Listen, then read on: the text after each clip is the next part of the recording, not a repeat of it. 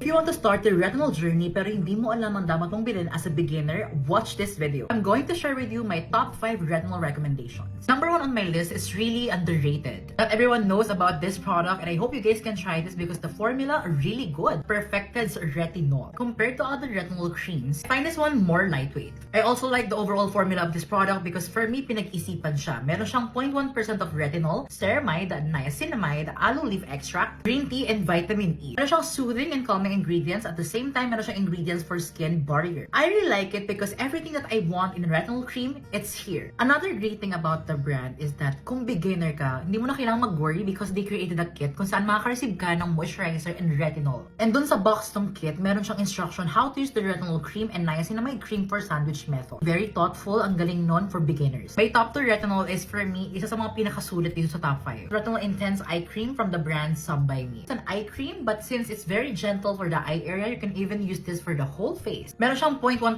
of retinol and brightening ingredients like tranexamic acid, soybean extract. Kasama siya sa top 5 because for me, sulit siya. You have an eye cream and you have a face cream in one. Yung top 3 ko guys is great for people na merong oily skin. Quite different. This is the only retinol gel na subukan ko. So I post No Regrets Retinol Gel. As the name suggests, this one is a retinol gel. Gel type retinol is great for people with oily skin because it's more lightweight, easy to work with, and madaling mag-set on the skin. Meron itong ingredients na 0.1% of retinol, niacinamide, allantoin, aloe extract, and Centella asiatica extract. What I like about this product is yung packaging, pinag-isipan siya. As you can see, meron pa siyang guide ng pea-size amount. If you have oily skin, definitely you can consider this one. Fourth on my list is a great alternative para doon sa retinol ng good molecules just in case na mamahalan kayo. This one is from Lost Organics. It's the Retinol plus Bakuchiol Overnight Glow Gentle Treatment Cream. There are some studies saying that Bakuchiol can stabilize retinol, so the formula of this is really promising. Meron din tong 0.1% of retinol, and niacinamide, and panthenol. Consistency and texture, hindi siya nalayo sa mga usual retinol cream. Isa rin sa pinaka-nagustuhan ko about this product is the packaging dahil pinag-isipan din siya. Look at this.